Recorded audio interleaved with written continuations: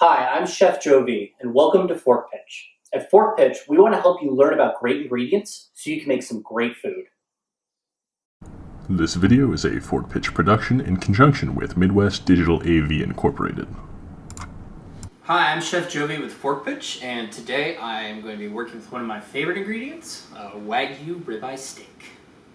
So many people don't realize that Wagyu actually denotes the breed of cow, not necessarily how it was raised. So this is an American Wagyu, so that means that the breed of cow has to at least be half Wagyu breed. Wagyu cows are really renowned for really nice flavor, more marbling, they are delicious, they are fatty, and they are one of the greatest steaks you'll ever have. This steak is available through Fork Pitch. Those Wagyu beef is grass-fed and then it's corn-finished. And with Wagyu and the grass-fed, you get this wonderful, umami, intense, steaky flavor. And then the corn finishing adds a little bit of a sweet note so that you don't need anything else to accompany this steak, and it is just delicious and perfect to eat by itself. For handling this Wagyu ribeye, I am not going to do anything fancy. I am not going to do marinades. I am just going to let the steak shine for itself. And when you're letting a steak shine, there is no better cooking implement than a cast iron skillet. So I'm going to put enough neutral oil in the bottom of this cast iron skillet to cover, and then I'm just going to turn it all the way on high. And the reason I'm doing that is because I'm going to sear both sides of my ribeye, and then I'm going to add a little butter, and we're going to finish it in the pan and make it perfect and medium rare and delicious.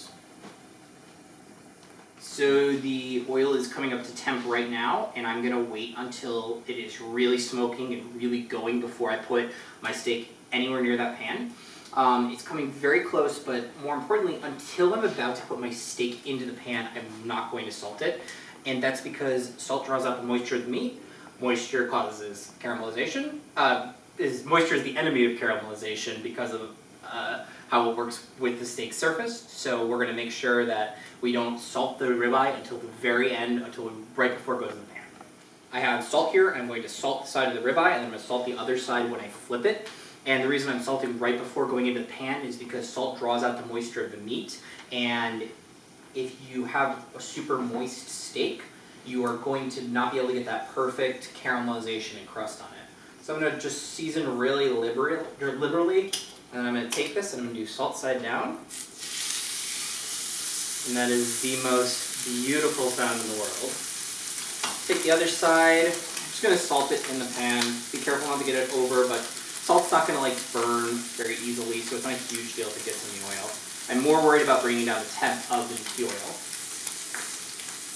And then make sure your oil is moving around the pan the right way. So I'm just going to tilt it up a tiny bit to make sure that all sides of the steak are getting seared.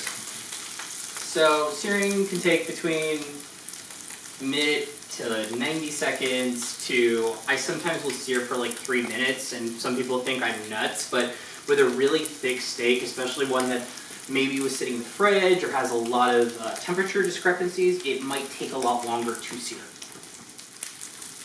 So an indicator is I can hear less moisture crackling. If I push down on the steak, I don't hear a bunch of think bubbles popping, which means that most of the water is gone. So now I'm going to just check here, and you don't have to fully commit to a flip yet. You just want to lift up. And I'm going to let that go for another 30 seconds. It is brown. I'm going to let it get a little more caramelization because I do really want a nice crust on my steak.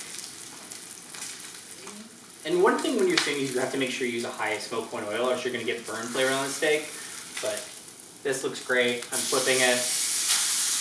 Other side, same deal. And if you want to look at that crust, it is beautiful. It is even.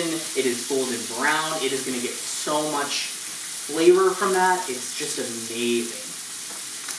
And now, same deal. Just wait for the other side to sear and get nice and crispy.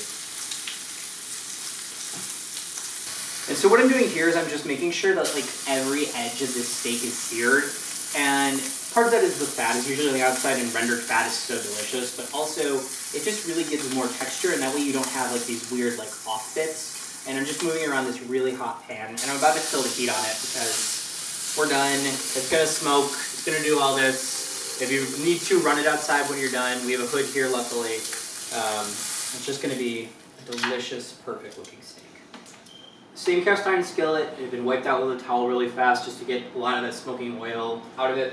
Put the heat back on medium. I'm going to add a little bit of butter here. I'm going to let that melt down just a little bit. And then I'll let that brown just a tiny bit before I add in the rest of it.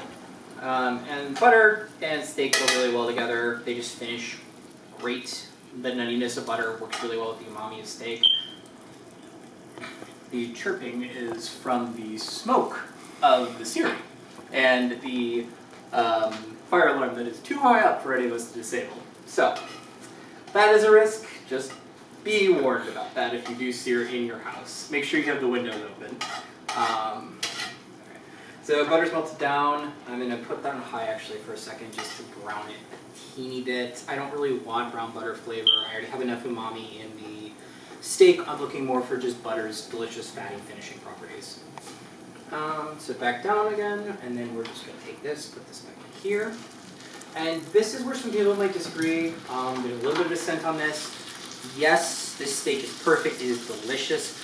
I still think a tiny bit of wine and acid adds to characters. I think as acidity in food is very important. It adds lightness. It makes it easier to eat a ton of it, which I am a huge fan of. So I am going to put about 2 tablespoons of red wine, a Malbec specifically in here. And I'm just going to cover this. Keep it on medium and let that steam a little bit. Yeah, I'm going to move to low actually. Let that steam just a little bit to cook the steak. So in about 3 minutes, I'm going to flip it to the other side, let that side cook, and then it should be about good to go. One of the first things I actually learned in kitchens is you can check a steak by doing this test. And what happens is this, and like the pressure on your thumb is rare.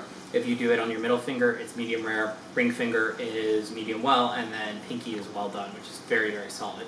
And it's a really good ballparking trick, and it's really, really good when you're first learning how to cook meat, especially in production, because it's very quick and it's pretty accurate. Eventually you get a sense that you don't really need it anymore, but it was a very cool trick to learn very early on in the kitchen. So right now I'm in the process of letting the steak rest, which is one of the hardest steps in meat cookery because you don't do anything, you let it come back to temp, you let the juices re-enter the steak, because if you cut into it too early, it will just bleed out. And once the steak is rested, it's going to be perfect and delicious, but right now it just smells so good and I'm just waiting for it to come down. Resting meat, I usually go for about a third of the cooking time is like a general rule I've heard, but usually I notice like 3 to 5 minutes is almost always perfect. And you're not going to really lose temperature. The meat has retained a lot of heat. You just got to wait a couple minutes and you're ready for your perfect steak. Yeah, I am very happy with that. Perfectly cooked. You can tell it's medium rare, but it has a pink and it has just a nice little ring around it.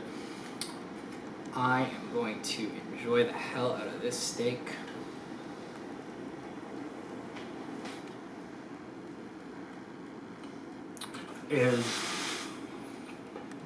Yeah, I mean, honestly, there's probably cut. I don't even need to say anything else. That was perfect. Just the eating. This video is a Fort Pitch production in conjunction with Midwest Digital AV Incorporated. Midwest Digital AV Incorporated provides audio, video, streaming, and production services throughout the Midwest. Please visit them at midwestdigitalcorp.com.